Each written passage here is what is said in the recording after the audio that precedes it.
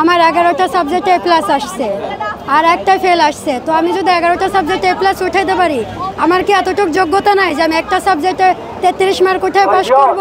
একটা মানুষের জীবনে ফেল পাস এটা কেন তাদের জীবনে মেন কাহিনী হবে? আমরা এটা চাচ্ছি না। আর খাতা তো দেখাইছে বাচ্চাদের দিয়া, টিকটকার বাচ্চাদের দিয়া দেখাইছে। আমি বলতে চাচ্ছি আমাদের যে এবারে এসএসসি এক্সাম 2025 এসএসসি হোক এইচএসসি হোক, দুই জায়গার পরীক্ষাটাই অনেক বেশি কঠিনভাবে নেওয়া হয়েছে, গার্ডও অনেক কঠিনভাবে দেওয়া হয়েছে। এখন আমরা যারা এ প্লাস পাওয়ার কথা ছিলাম তারা পর্যন্ত আমরা এ প্লাস তো পাওয়া দূরে থাক, আমরা 1 থেকে 2 সাবজেক্টে ফেল করছি। এটা কেন? আমাদের খাতা কেন টিকটকাররা দেখবে? আমাদের খাতা কেন গুরুত্বপূর্ণ সহকারে দেখা হয় নাই? আমাদের একটা বছর যখন লস যায় তখন আমাদের আত্মীয় স্বজন হোক, পাড়া প্রতিবেশী হোক, যেখানেই হোক আমাদেরকে অনেক লজ্জার মধ্যে থাকা লাগে। এটা কেন থাকা লাগবে?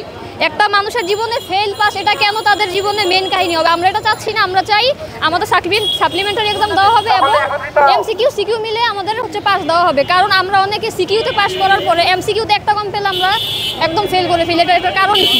আমরা মানুষ, আমাদের সবার এত ফেলের কারণ এটাই যে আমাদের এমসিকিউর পাস আলাদা ছিল, সিকিউর পাস আলাদা ছিল, এবং আমাদের খাতাগুলো গুরুত্বপূর্ণ সহকারে দেখা হয় নাই।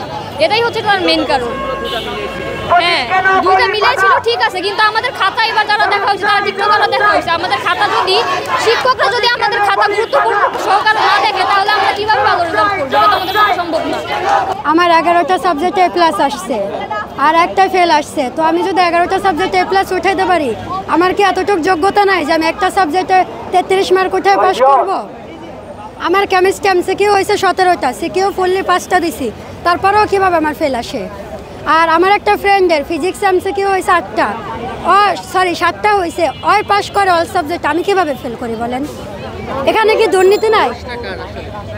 অবশ্যই যারা খাতা দেখছে তাদের দোষ। আর খাতা তো দেখাইছে বাচ্চাদের দিয়া, টিকটকার বাচ্চাদের দিয়া দেখাইছে। তাহলে একটা বাচ্চা যদি খাতা দেখে, একটা কেমিস্ট্রির খাতা দেখে, একটা ম্যাথের খাতা দেখে, কিভাবে সে ওগুলো অঙ্কটা বুঝবো, কিভাবে কি দিবে?